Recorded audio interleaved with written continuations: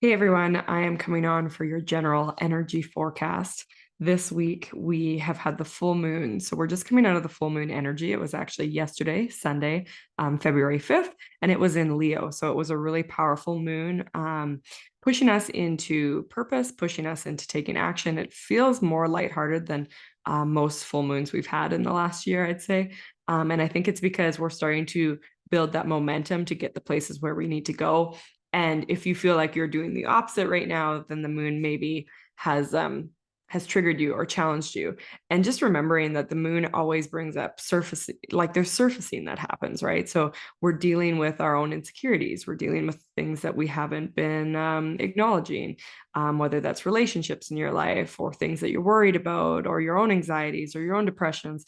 Things like that come up to the surface, especially at the time of full moon, not because you're supposed to push it down or ignore it or avoid it, but because it's coming up because it really truly wants to be released. And in order to fully release, it's like we have to sit in the funk a little bit, right? We have to sit in the funk and really feel it. Because when we sit in it, we bring light to it, we bring understanding, compassion, and that's really when it becomes released. So we're still sitting in that full moon energy. Actually, today we're still sitting in the Leo where that full moon was. So you still have time to sit and process your emotions. You have time to allow for release to happen, for the surrendering to actually take place. I know yesterday, within the release, I did a lot of house cleaning and a lot of processing my emotions and a lot of texting or typing or writing or journaling, to really process what am I feeling and what is ready to be released.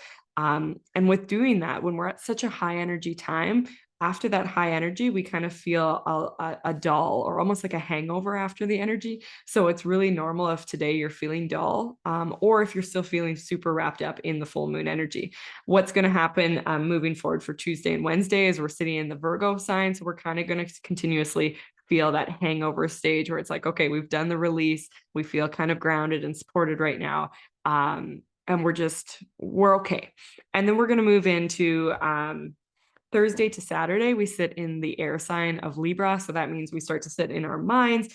Our intuition starts to advance us for sure, but we also start to get kind of egotistical and questioning, is this the right move I should make? Am I overthinking this? How do I communicate what my thoughts are? So the best advice I have when we're sitting in the Libra sign from Thursday to Saturday is practice journaling, practice writing, practice expressing, not just thinking of it, but putting those words into action in some way, shape, or form. And as well, be really grounded, right? Because it's like that Libra sign, if you're floating in the air, you're not able to really take any action within whatever you're receiving or you're thinking of, or however your intuition is guiding you.